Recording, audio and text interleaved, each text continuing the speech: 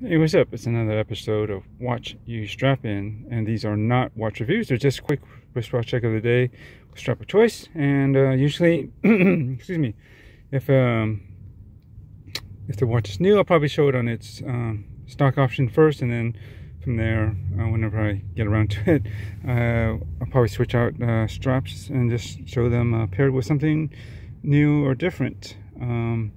So today I am on I guess it's a technical rebuy or buyback.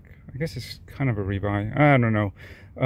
This is a Glycine Airman vintage, the Chief GL0412. This is actually basically near identical to a watch that I owned couple years, maybe a few years by now, which was the Glycine Airman. The whole title, but basically the reference number before was GL0251, if I'm not mistaken. And the main differences between that one and this, or this new one I have right now, is been upgraded a bit, as with a number of the Airmans from Glycine within the last year or two, I guess. They've been kind of traditionally they've been just 10 meters, yes, just 10 meters of water resistance, and they have acrylic crystals. And now, more recently, at least this with the more vintage style, that is like the Airman #1s and the Chief here, are the main ones I have. That I believe the more modern iterations of the Airman, such as the Airman 18s, base 22, Airman 42s, and so forth, that have a much more more modern handset and general look about it. Though the base 22 actually looks very similar to the Chiefs actually, but they are larger at 42. This is a 40, but they do have, I believe, sapphire crystal excuse me, as well as I think they might even have a display case back. I forget. And I'm pretty sure they have 200 meters of water resistance with a screw down crown.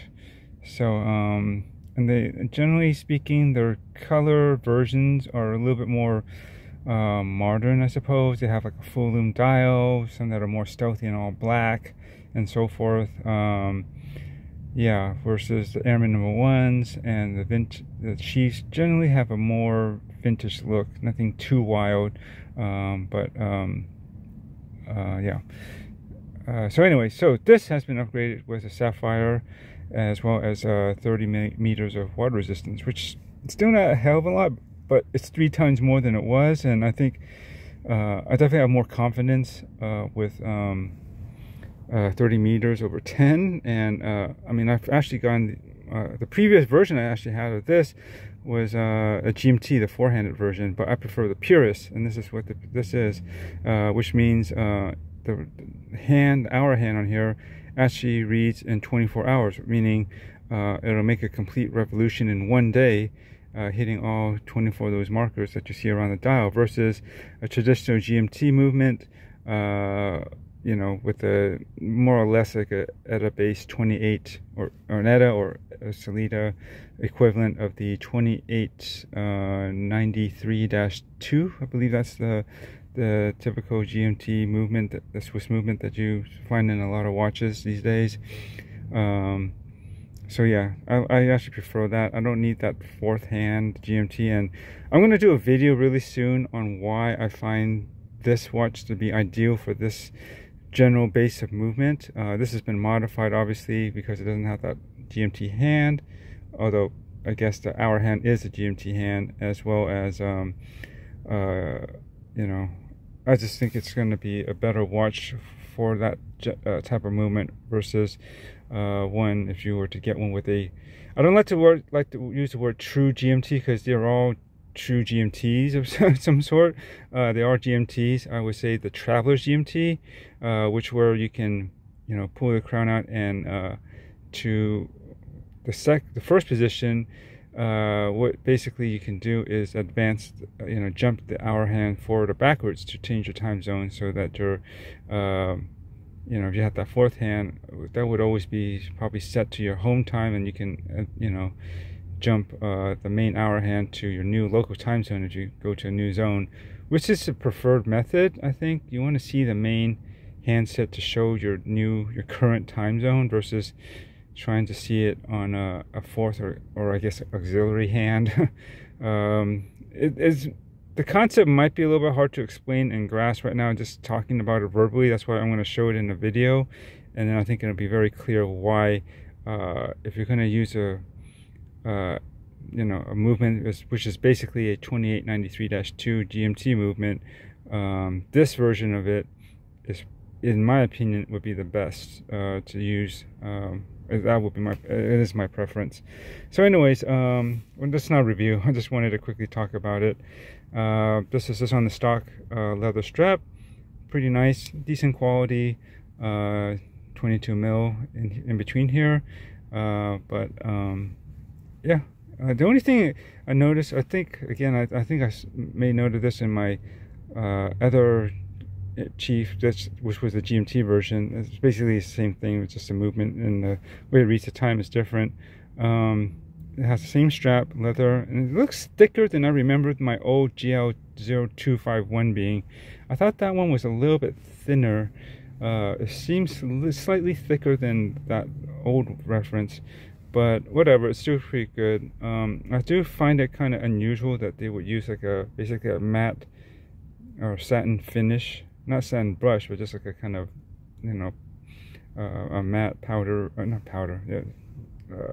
It's not even really beat blasted, but it's just soft satin finish on this hardware, versus most of the case is basically brushed with some high polish on the sides. You figured they do something to match that more. Not a big deal. It's on the underside, so you don't see them together really. And this wouldn't be all that hard to brush out if I wanted to, but this, again, it's not super big deal to me that it's slightly different finish than what's on the watch. I guess that's about all I want to say for now. I'm really glad to have this back, well, in new and improved form. I don't have to worry about the acrylic crystal from before, which I occasionally have to buff out with some poly watch.